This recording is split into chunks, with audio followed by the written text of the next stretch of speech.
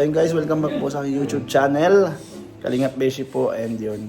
Dito sa Bilyaran, kasama natin sila Edward and Vincent. Kitats! Bakit ba tayo tumabalak ka? Buhay.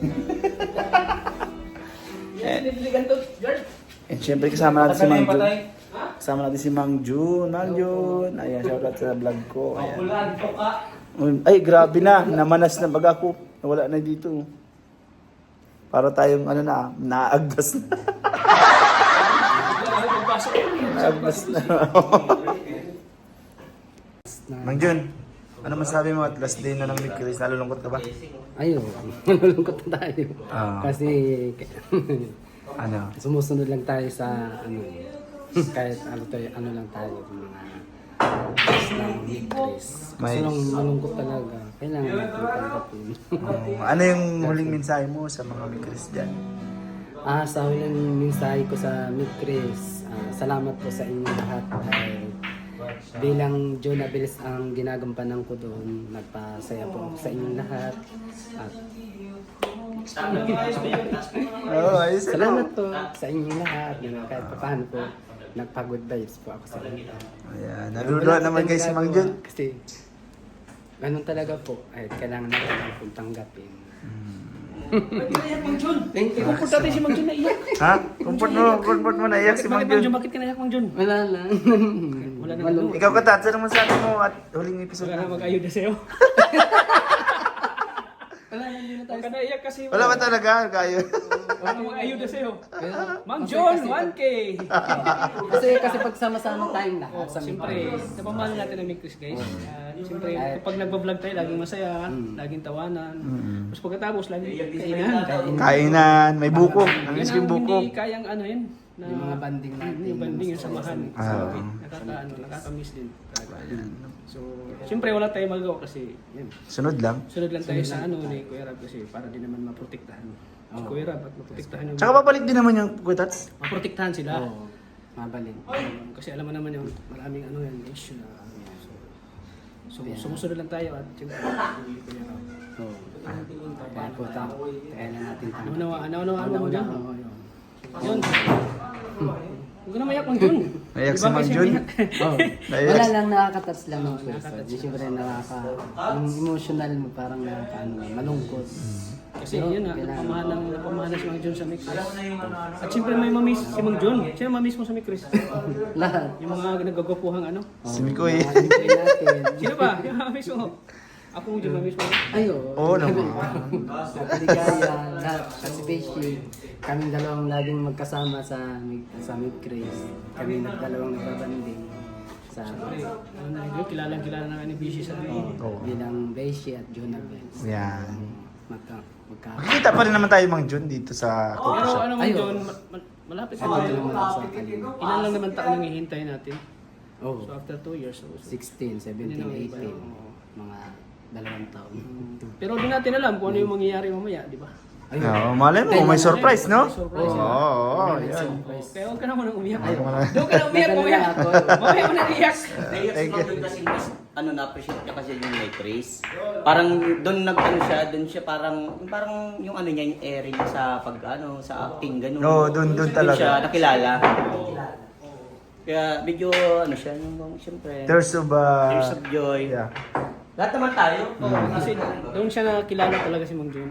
Pares naman kami. As Jonabels. Doon na naman ako doon din ako na, ano, Bishi doon ka rin, di ba? Bishi. doon ako nakilala, doon din ako nabash. Si Romeo. Si Romeo, higil na Ako nga sanay siya. na ako sa sanay na ako sa kasi marami na akong na sa mga love team kung saan ako napunta eh. Oo nga, oo. Eh parang sanay na ako sa Sanay na, manid na. Thank you, Katats. And Mang Jonabels, kailangan na natin mag-make up. Masaya lang, Oo, malungkot. masaya. Ano Katats? Masaya Kaya lang, ano? mamaya ka na umiyak pag Yan. Kaya, Let's go. gusto ko. Bro, kumusta bro? Hindi ka nag-gym bro, grabe ka, suplada kang masyado. ano yun, may ilam mo ka. Hindi, lamok, taling yan. Taling. Ilam mo, aging salit dyan. Ayun nga ni, tayo. Yan. Ay, oo nga. Ano meron? May Chris bro baga, kaya ganito ang aura natin. Oh, Beshi. Wait, may ano ka? Ano meron? Din lamok. Taling yan. Oo, taling yan. Siyempre, mayordomo tayo ngayon. Kontrabida daw tayo, Ay, bro. kontrabida ka? Ano meron? Ano meron? Last episode na daw, bro, ng ni Chris. Hindi ko alam yun. Last episode na kontrabida pa rin ako. Aray ka. Ay, bro, ito na lang. Anong mensahe mo, bro? Last episode na, bro. Last episode na ba? Inano na ba ni Rob? Hindi pa natin alam. Siya, bro, nag-chat sa akin. Nag-chat na sa'yo? Last episode na. Actually, nakakalungkot talaga, bro. Nakakalungkot na i-stop na. Pero sinasabi ko din sa vlog kasi na yung desisyon ni Kalinga Prab, yung ginawa ni Kalinga Prab is para dun sa dalawa talaga. Hindi lang para dun sa dalawa, hindi lang para kay Krista and para kay Nicole. Para sa buong team Kalinga. And dun sa desisyon na yun ni Kalinga Prab, ano ako dun? Masaya din ako sa desisyon na yun kasi lahat naman tayo dun is damay-damay. Kapag mahirap kasi magsisi sa huli, at least nagawa na ng paraan agad ni Kalinga Prab. Madaming nagalit. Sa ngayon kasi habang galit sila, hindi nila yung maintindihan. Pero pag dadating kasi yung time na masasabi nila, tama talaga si Kalinga Prab. Buti na lang ginawa yun ni Kalinga Prab. So yun yung sinasabi ko sa kanila. Hindi naman yung decision na yun is para lang kay Kalinga Prab eh. Kasi ayaw din ni Kalinga Prab dumating yung time na masira or masaktan si Krista, si Mikoy, and syempre yung buong team Kalingap kasi sobrang daming naging issue. Sa tingin ko yun yung best na desisyon ni Kalinga Prab sa ngayon. Pero di naman natin alam sobrang madami pang mangyayari sa atin. So let's see na lang kung anong mangyayari. Basta ang mahalaga, lahat tayo nakasuporta sa lahat, especially sa mga beneficiary ng Team Kalingap. Kaya wag natin, hindi namin papabayaan ng mga beneficiary, lalo na si Krista, di ba? Yung K-Boys naman kasi sila Kalingap Mikoy, nandito naman tayo sama-sama naman tayo. So, channel mo. Oo, may channel naman. So sana yung naging decision ni Kalingap Prab hindi maging dahilan kung bakit nila hindi suportahan ang Team Kalingap, especially si Krista, kasi may pabahay pa. Baka next month simulan na yung pabahay ni Krista. So let's see, diba? Sana yung mga nagsasabi na hanggang dulo susuportahan nila yung dalawa, sana hanggang dulo talaga. Sana makita talaga. Sana makita talaga. Igawin talaga nila, hindi yung puro sabi lang, diba? Ikaw, nalulungkot ka? Oh, bro. Sobra. Kasi doon tayo nakilala eh. Lahat naman. Doon tayo nagsimula. Lahat naman nabigla eh. Pero kung iisipin mo sa yung ilalim talaga, kung anong dahilan talaga, maintindihan mo talaga yun. Yan din yung sinasabi ko sa kanila sa live ko. Ang inaano nila sa akin, basher daw ako ng Chris kasi ang dami kong sinasabi. Inaano ko din yung sa loobin nila. Yung mararamdaman nila balang araw. Kasi kung yung may mangyari na hindi naman natin inaasahan. Kasi hindi mo natin alam ang panahon. Hindi natin alam talaga. Malay mo na lang, biglaan na lang. Nawalan tuloy ng Kalingap, di ba? Yun yung parang point na. Sana, wag naman. Kaya nga. And linawin lang din natin sa mga vlog kasi may mga nakikita ako, may mga naririnig ako na dahil daw wala ng Chris, hindi na beneficiary si Krista. Hindi po yung totoo. Tuloy-tuloy pa rin po yung pagtulong kay Krista. And actually, parang magsisimula pa lang lalo na sisimulan pa lang yung pabahay. Yes. So, yun yung simula talaga. Pero hindi man ibig sabihin nun, stop na yung pagtulong or pag-vlog kay Krista. May Chris lang yung nawala. Pero May Chris yung nawala. Yung tandem lang. Yung tandem lang naman. Pero Nandiyan pa hindi rin. mawawala. Nandiyan pa din naman yung dalawa. Hindi naman mawawala sa Kalingap. Ayan. Ano pa ba yung mga importante na dapat maano nila? Kasi hindi kasi nila talaga tayo paniniwalaan or maintindihan kung galit sila. Ganun talaga. Ganun Damdamin. talaga. Naiintindihan. Actually, naiintindihan naman natin sila.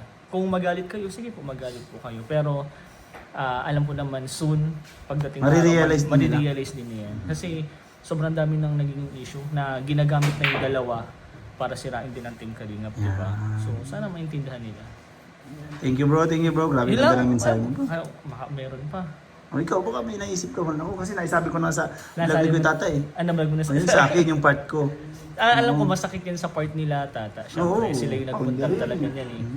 Pero sila nga naiintindihan nila eh. Bakit yung iba pa kaya na, di ba? Mas malapit yun. Tayo, mas close tayo dun sa dalawa. So, sa tingin ko maintindihan talaga nila. Dadating din yung panahon na yun. And, ngayong vlog po, sabihin natin ito na yung last vlog ng dalawa, makikita nyo naman din po sila sa mga events. Yan. So, hindi naman po mawawala yan. Lalo na madami pang event katulad nitong anniversary ng Velvet Box. Oo. So abangan nyo na lang po yun dahil ambassador yung dalawang yan. Nandyan yan, hindi po yun mawawala. And ang gusto ko lang sabihin sa kanila yung sa pabahay ni Krista. Yan. Sana po supportahan niyo po yan. Hindi naman po ibig sabihin na supportahan na magbigay po kayo. Supportahan niyo po sa pagpapanood ng mga vlog ni Kalinga Yan, Prab, oo, magmamarathon. hindi pag-skip ng vlogs or ng ads. And syempre, salamat na agad dun sa mga sponsor na nagtiwala and sa mga nagpapakulay, sa mga sumusuporta, maraming salamat po. Sobrang na-appreciate po yan namin, lalo na ni Kalinga Prab. Yes. Thank you bro, grabe. Thank you bro. Kalinga Beshi, ang ganda ng, asan ang outfit mo dyan? Yan lang? Meron dun sa labas. Ayun ang abangan namin. Di ang panganyan bro. Abangan natin. Oo.